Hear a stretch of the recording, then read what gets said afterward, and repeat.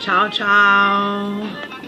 Welcome if you're new. Welcome back to all my returning subscribers. My name is Zoe. This is Divinity Within Me, where I help channel and connect from the divine that is to the divine that is within the divinity that is within us. Whether you are tuning in to your own ability to channel, or you're tuning in and it's assisting in my ability to channel messages for you, that's the reason why we're here, right? So today we're going to do something different than a little bit different than we normally do. I've been working on a really cool group class or challenge with Erin Daughtry and Victor Aodo, who are amazing and inspiring beings that are also assisting in the awakening. What we're talking about today is learning how to trust your intuition, okay? So what I'm going to share with you today is 6 basic steps on how to tune in and trust your intuition better, okay? Alright, so we're going to start with the first one, which is being still. So 1, be still. If you can meditate or relax or do a breathing exercise, this is super helpful. It's also important for people to realize that meditation comes in a lot of different forms. For some of us, meditation is working out. For some of us, meditation is being creative, doing art, writing, doing something like this. Some of us, it's actually being still and meditating in a quiet space. So however you get into your flow or your meditative state, this is number 1. All right. Number 2. Release all fears or doubts, especially what comes to you or comes up for you. So if you're like thinking, oh, I don't know if I can do that, I don't know if I can trust, is this right? Just release, separate a little bit from your brain space and into your heart space, right? Release all resistance. Just be a little more open to what's going on, right? Sometimes we don't know how things are going to end up or where they're going, but we have to trust. So in order for us to trust, we have to release all fears, all resistance to our inner being, our inner self knowing or understanding. 3 is to get into the receptive mode. Abraham Hicks, Esther Hicks speaks about this all the time. There's different ways to get into the receptive mode. So 3, get into the receptive mode. How do we get into the receptive mode? Think about things that are positive, uplifting for us, you know. Sometimes getting into the receptive mode means creating like a how do you say, creating a pathway that feels good for you. So maybe that's finding things that feel good, finding things that are yes things, right? So do I feel good today? Is it night? Is it day? Simple yes or no's to create a cognitive dissonance of what is and what isn't. But the more we can actually omit the things that feel good, like, this makes me feel good, you know, oh, the food I ate was just really good, and oh, I'm feeling really good in my being, you know. It's being open and being in this receptive mode, creating this pathway to be more receptive for things, for information to come in, okay? Number 4, okay? Ask your guides for clarity. Now, we all have different types of spirit guides, angels, ancestors, oversouls. We have them. They're here all the time with us. They really want to assist us in our process, in our awakening, in our understanding. How do we ask our guides?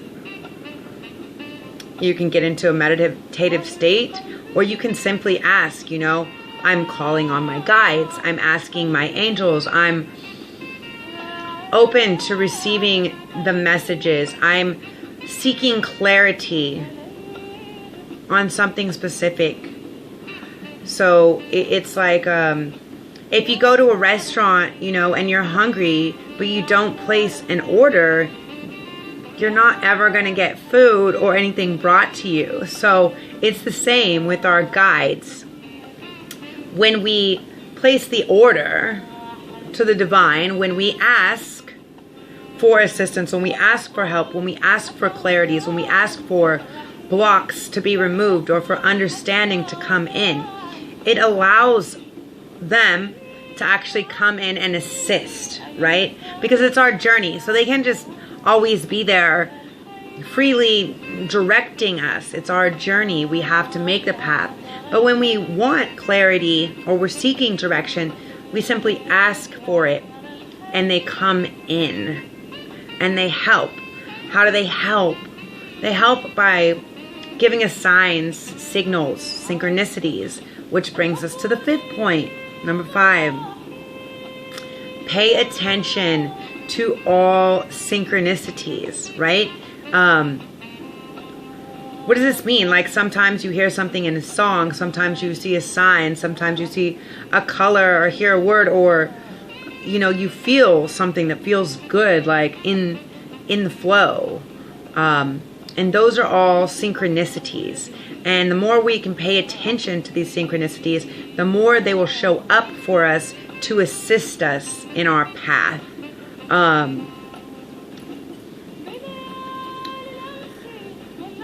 So before I get to the 6th one, I'm gonna share a story. I'm gonna share a story with you guys.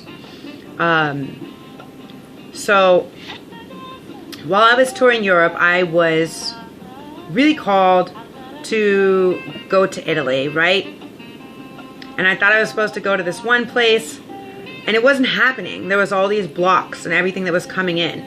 So instead of forcefully trying to do that, I asked my guides for assistance of, can you give me, you know, a sign? Can you give me a clear path of what's coming in? And what came in is another sign, another way to another part of Italy. And when I did that, when I followed that, then everything started to come into play. All of a sudden, I had a ride to get to the bus station. I had all of these things just came into play. And so when I got there, I ended up starting in Venice, right? And I was like wondering, why am I here? Why am I here? Where am I supposed to go? And I got this prompting to go to the airport, right? After I was there for a day and a night, and I was like, what am I doing? Where am I supposed to go? What am I supposed to be doing here, right? I thought I was supposed to be in the south of Italy, not the north. And I was at the airport, so I went to the airport, and I got to the airport. This airport was called Marco Polo Airport, which is in Venice, Italy. And I thought it was really interesting. I was like, Marco Polo, right? And I kept trying to forcefully, like, get a ticket. I was wanting to come to Bali, where I live now, and I was going out of my way, like trying, which is a problem. I wasn't doing, I was trying to get a ticket to come here. And so many hours I was there trying to make this happen, trying to do it. And it kept having another block and another block and another block. And it was preventing me from being able to get the ticket or get on the flight or make it happen. So I said, okay, I surrender. I surrender. I asked my guides. I was like, okay, what am I supposed to do? You know? And this is when I noticed the airport that I was in was Marco Polo. I went to get food, and it was like, you know, something about Marco Polo Airport and blah, blah. And I was like, oh, okay. And immediately I thought, you know, this game we used to play when we were kids, Marco Polo. And when you would hear the polo, you would be swimming, or you would be eyes closed, right? The person that was calling Marco and the person that was saying polo, you would be going towards them to try to find them or to try to get to them. And so I had this like, okay, that's immediately what came to me when I saw, you know, welcome to Marco Polo. I was like, okay, so what am I supposed to be seeing? What am I missing? What am I supposed to be finding here? And so I kept wandering. So I decided I'm going to just wander around the airport and figure out what I'm supposed to see. And I had been there for like 7 hours or something at this point. Maybe 8 hours. And I was like, you know, I was so frustrated. I was like, you know, telling my guides, I was like, why? Why did you have me come to an airport that I cannot leave out of? Like, what am I doing here? And they're just like, you know, all I kept hearing, the channel that I kept hearing was, don't question. Don't question. You asked for clarity. You asked for guidance. So listen. So when we question too many things, we're thinking with our mind, not with our heart, not with our gut, not with our intuitive sense. So I said, okay, all right, I surrender. You know what? I'm cool. I'm safe. It's now late here at night. Minimally, like I can sleep in the airport or whatever. I have Wi-Fi. I can plug in my phone. I can have all my luggage with me. I don't have to worry about trucking it around a bunch of places. And so I said, okay, here's all the things I'm grateful for. And I went and I sat down at this space by this fountain, and I took off my shoes and I started rubbing my feet, and I decided to pull out my cards. And I pulled out my cards because I wanted to understand clarity. And I pulled out my cards, and I was pulling cards, and it's now night. It's like late at night. It's like 10 p.m. or something, right? And it's telling me, you know, there's this beautiful path ahead, and I have to trust. And I'm like, okay, but where is this path? Where am I supposed to be going? Like, where am I supposed to be going from this airport if it's not to where I thought I was supposed to be going? And they're like, just listen. And I said, okay. And it started telling me all these beautiful things that were going to unfold and that were going to happen for me. And I was like, okay. And so I took a breath, and I was doing like a little bit of a meditation, you know, not like a full-on meditation, but I was doing a little meditation, like a little breathing, like with my eyes closed. And at this moment, a night worker from the airport came up to me, and he saw me, and he was like, oh, you know, what? He goes, you must be an artist. You must be a fashion designer, you know, which is my side thing, yeah? And I was like, yeah. Why do you say that? And he was like, I can just tell by your energy. And I thought it was really interesting because I'm sitting there, you know, rubbing my feet, doing this meditation with these cards out.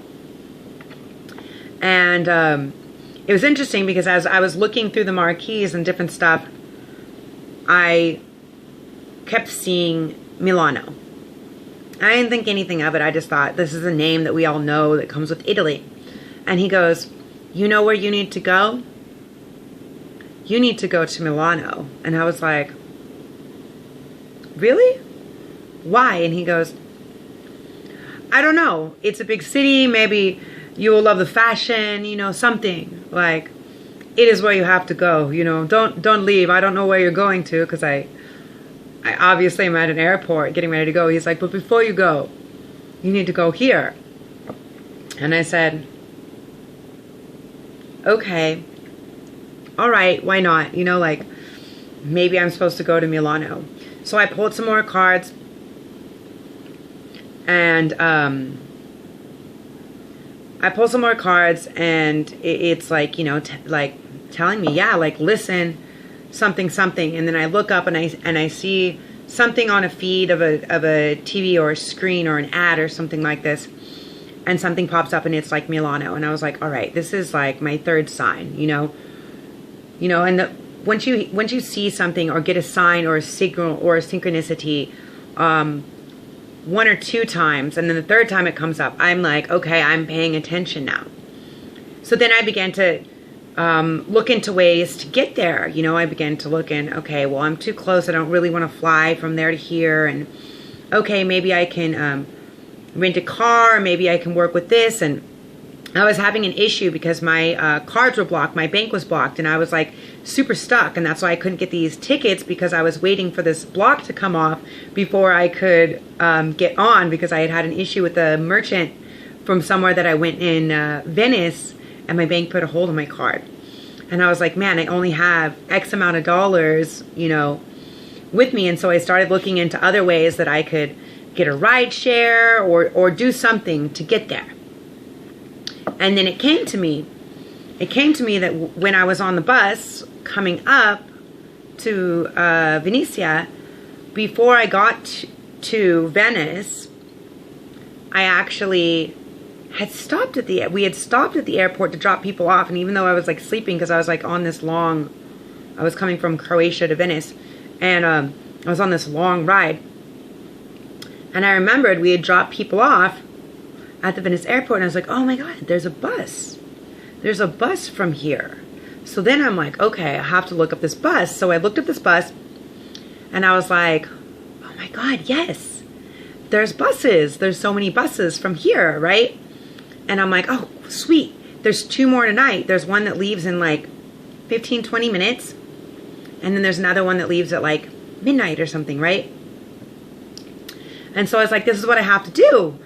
And I got this very strong prompting from Spirit. And it was like, and I was trying to shuffle my cards to put them back away, because I was like, oh, I have to hurry. So if I want to make this bus. And these cards were popping out, and it was telling me, no, this isn't it. And I was like, okay, not this bus. Okay, I was like, so the next bus, you know, like the midnight bus, and get on the midnight bus. And it was a very strong no. Like, you're safe where you are for the night. Because if I would have showed up in Milano, and I couldn't figure it out, because I was like, this is what I've been waiting for, is to figure out where I'm going to go. And now I'm supposed to figure out where I'm going to go, and I need to go. And the strong prompting of Spirit was basically telling me that I didn't need to show up there in the middle of the night, because I wasn't going to know, because I didn't know where I was going to stay. I couldn't find a hostel or a hotel or anything like this. And so it was like telling me, no, just wait. You're safe. You're safe, because I'm in an airport where I can stay there overnight. I can take a nap. My stuff is all safe. My phone can be charged, all of these things. So I said, okay, all right, well, I'll go in the morning. So the first bus that came in the morning was like 6:30, and I was like, okay, 6:30, I will go. And it was like, no. And I was like, I couldn't understand. And I was like, all right, maybe it's still too early to get there. So then I'm like, all right, well, I'll take the 7, whatever, you know, I'll take the 7:20 bus, or that 7:30 bus. And it was like, no. And I was like, ¿por qué? You know, like, why? Why? And again, I heard this prompting. You asked for the guidance. So, please stop questioning and listen. And I said, okay, I'm listening. I'm listening. So, I began to listen. And I said, all right, how about the 8:15 bus? About the 8:15 bus. Yes, this is the one. And lo and behold, the 8:15 bus was like €5 cheaper, because I only had the cash that I had on me. It was like €5 cheaper to €10 cheaper than the other buses. And I was like, oh, well, maybe it's just because I need this extra €5 to eat or something, you know? And so I said, okay, well, I'll schedule this bus. So I scheduled the bus, and I said, all right, I'm going to trust this. I'm not sure why I have to wait this long, but I'm going to trust my intuition. I'm going to trust my guides because I asked for the assistance, and I'm going to go with it. And so I did. So I decided to go with it, and I did. So 8:15 comes, right? And I'm like out there at the bus. I'm out there at the bus, and I'm waiting, and all these other buses are coming, and the bus is late. And I'm like, this bus isn't coming, right? And then finally I see the bus number, and I see it pull up, and it's like this super crazy driver and blah, blah, blah, and like all of this stuff. And I'm just like, oh man, okay, maybe I needed this extra €5 because they're going to charge me extra because I have 2 bags. And lo and behold, the driver was like, whatever, like he's like in such a rush because he was so late. He was like, everyone just throw your luggage in. Didn't even check the amount of luggage, so I didn't have to pay the extra €15 for my extra bag. And on top of that, they discounted €10 because the bus was almost an hour late, like 48 minutes late. And I was like, wow, okay, this just gave me 15 extra euros, which is another bus ride to somewhere, right? And I was like, okay, like, and I'm like, all right, Spirit, okay, cool, like, I'll trust that.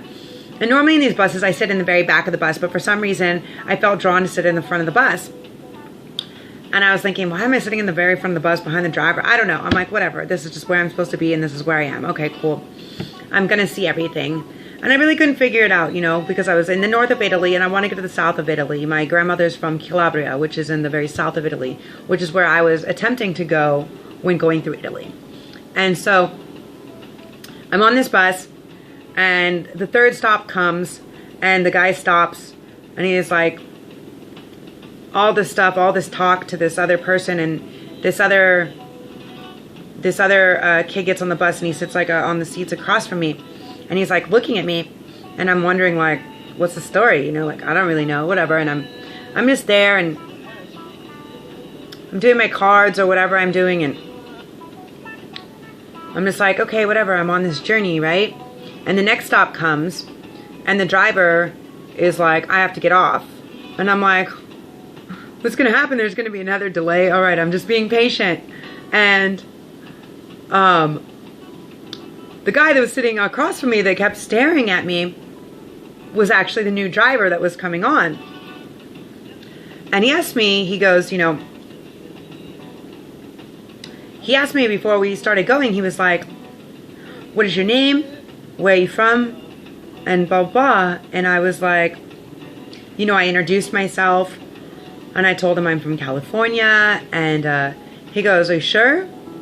And I was like, I'm pretty sure. Why, right? And he introduced himself, and he told me, he's like, I'm from Calabria. And at that moment, I was like, wow. I was like, you're from Calabria. Like, my grandmother's from Calabria. I want to get down to Calabria. And he goes, I can help you. I can connect you with people. I can help you to get to where you need to go. And I was like, wow, okay, so this is the exact reason why the universe was holding me up to have this connection, this other connection, to get this monetary kickback, to have this in order for me to just trust it, yeah? And so he asked me to come and sit in the front and to kind of speak to me, and, you know, I'm poco Italiano, and he's, you know, a little English, but we managed to have conversation and use Translate and kind of talk about whatever. And immediately he told me, why are you going to Milano? And I was like, what do you mean? You're driving me to Milano. He's like, I don't think you should go to Milano. And I was like, well, you're driving me and you're driving the bus to Milano. Like, I don't understand. And he was like, you need to go to the coast. You need to go to the ocean. You need to go here. Something is waiting for you there. And I was like, okay. And he goes, I'm just going to show you this place. And he showed me the Italian Riviera, Cinque Terre. And I was like, wow, this is so beautiful. He was like, you can go there, you can swim naked, you can be free, and I think you need to go to the ocean. And I was like, okay, maybe this sounds good. And he's like, so let me tell you what. You take my number, and when you get to Milano, if you want to stay, you stay. If you decide you don't want to go, I will tell you where you need to go. And he told me exactly where I need to go and the train to catch or whatever, right? And when I got to Milano, it was so crazy and it was so busy, and I was like, this isn't really what I want to be. I'm having all this I'm doing all this energetic work, and I was like, whoa, whoa, whoa. And so I looked up on the train schedule, trying to see where this place was that he was telling me about. And I saw that there was a train leaving in 15 minutes and 3 stories up. I had to buy a ticket, blah, blah, blah, to this spot. But because I had so much luggage, you know, I had like two rolling suitcases and a bag and whatever. And so I was like, I have to go. Like, I have to go now. Like, I came all this way to get to Milano, but I don't know why, but maybe it's just to get to the next destination, right? And so every other train getting there was like 3 or 4 trains, so I would have to stop, get off, transfer, take all my bags, all this stuff, which is like a big pain in the butt for me. And so I was like, all right, I have to get on this train. I just have to go. I don't even know where I'm going. I don't even know what I'm doing. I just like met this person who told me how to go there, and I did. And I did, and I put it out there to a few people. I was like, I'm coming into town. I don't know if someone has somewhere I can stay, blah, blah, blah. And when I got to the train station there, because I thought normally you have a Wi-Fi on the train. Didn't have any Wi-Fi on the train. It was like so in and out because there's so many tunnels. And have this 5-hour train ride. I'm going to get there at night, like 10 o'clock at night. And I'm like, oh God, where am I going to stay? I don't know what I'm going to do. Whatever. Maybe I'll sleep on the beach. I don't know. I'm just going where I'm supposed to go. And I got there, and I'm sitting at this bar, and I do some tarot for these ladies. And, you know, they tip me out, and they buy me some drinks. And all of a sudden, this guy shows up at the bar, and he says my name. And he was like, I saw your message. Come with me. You can stay with me, and I'll help you get where you need to go tomorrow. And I was like, whoa, this is so crazy. But the point of the story is, it led me to this beautiful place where I ended up meeting a very dear soulmate who ended up becoming my boyfriend for an extended amount of time, and ended up living in Italy, in Cinque Terre. And to the next place I went the next day. And the point of the story is if I would have been fearful, like, oh my God, I don't know, I only have enough money for this train ticket and for 1 night's accommodation, I don't know what I'm gonna do. If I would have feared that and would have kept sitting at the airport, or would have not trusted that intuition, or trusted that I was receiving these signs or these synchronicities for this other way, I wouldn't have had this really beautiful experience and this really beautiful partner and everything that ended up unfolding for me. And it was such a beautiful thing. The next day when I got to the next town, I sent a message, and this guy told me, you know, come over to my restaurant and blah, blah, blah. And I didn't know if I should go, but it was on the way back to where I was going to go and stay in this hostel. And so I figured I would stop. But I knew I had to leave at sunset because the last train left. And as I sat down there and I was reading cards, I met these 2 ladies. And they basically asked me if I knew who Abraham Hicks was, if I knew what the law of attraction was. And I was like, wow, yeah, like I've literally trusted my intuition, and it's guided me like all around the world. And now I'm meeting these people, and they basically told me as I'm sitting there to this other guy's restaurant who ended up being my boyfriend, you're here now, and this is for you. So please stay and enjoy, you know? And I was sitting in this beautiful table. He'd saved me this beautiful table, like, to watch the sunset on the Mediterranean Sea, and it was so beautiful. And I kept thinking, like, I should invite somebody to stay at this table because I'm at this big 4-person table, and I'm by myself. And I kept thinking maybe I should invite, and I was like, no, I will know the people when they come. And when I saw these 2 ladies, I was like, do you guys want to join me here? And I ended up having this beautiful conversation with them, and they had followed all these promptings and all these signs, and even though they had thought this competition or something was going to be over for them, they trusted, and they were also led to come to Italy and to be able to experience this. And this one of them had just come from Bali, and she was like, no, you'll get to Bali when the time is right, but here is just for you. Here's for you, and you need to be here and enjoy it. And the time came, 5 o'clock came, and I was like, you know what, I have to go, I have to get the train. And they're like, you can't go before sunset. You shouldn't go.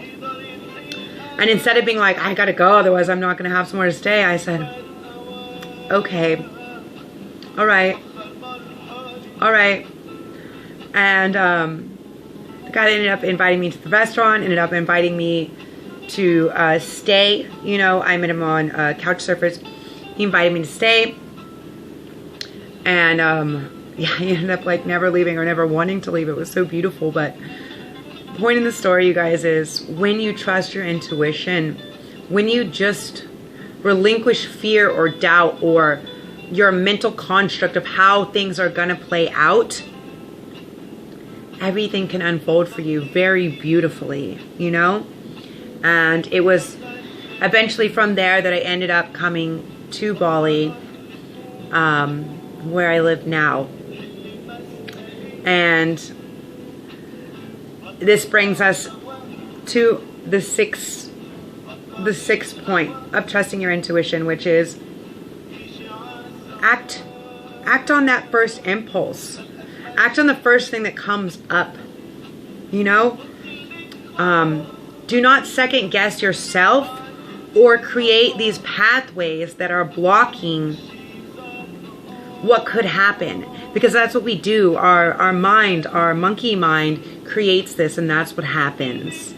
So the best thing I can say is the more we trust and are open to the signs and the synchronicities, the more the universe will give them to you, and the more they'll lead you, you know. And even when I came here, I didn't know how I was going to stay here or how I was going to make things happen. And every time I just trusted, another job or something else came in, or someone who I hadn't heard from who owed me money finally paid me back, and it just kept allowing me to be here and to be here and to be here. And now I've been here for just about 2 years now.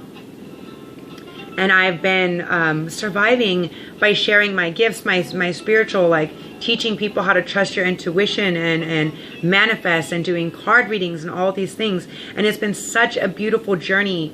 But if I would have feared or doubted anything, I would not be where I am today. I would not be able to be experiencing the joy and the love and this intense connectivity to spirit and be on the spiritual path. I'd be back in California working 16 hours a day just to pay for things. So learning to trust our intuition comes from relinquishing all resistance and fear.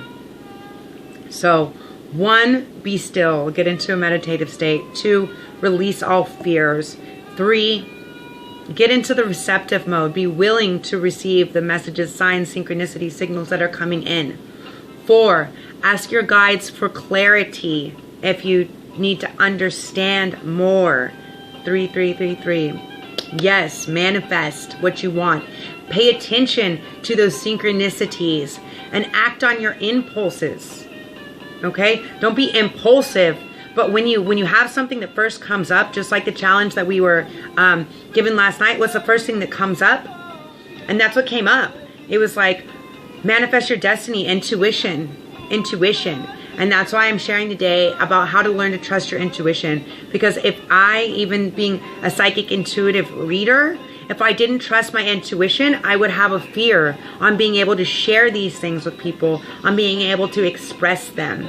And I'm so grateful, infinite gratitude, love and light for the ability to tune more into it. Because the more I accept and the more I trust what is in my heart, what is in my gut, the more comes, the more clarity, the more pathways open, and the more beautiful it is. So thank you guys all for being here. I appreciate all likes, comments, subscribes. Please, if you have a story, share a story of how you either followed your intuition and something really cool happened, or you didn't trust your intuition and how something else happened, how it changed your path, how it led you somewhere to something, protected you from something or someone, some circumstance. Please share, all right? And as always, infinite love. If you guys want to schedule personal or private readings or want to tune into other videos on my channel, you're welcome. I'll put all the information in the information box below. Thank you so much, Aaron and Victor and everybody, for being present and for this challenge, you know, for helping push people out of the norm and tune in to what we're really here to share with the collective. Ciao, Bella. Infinite gratitude, love and light.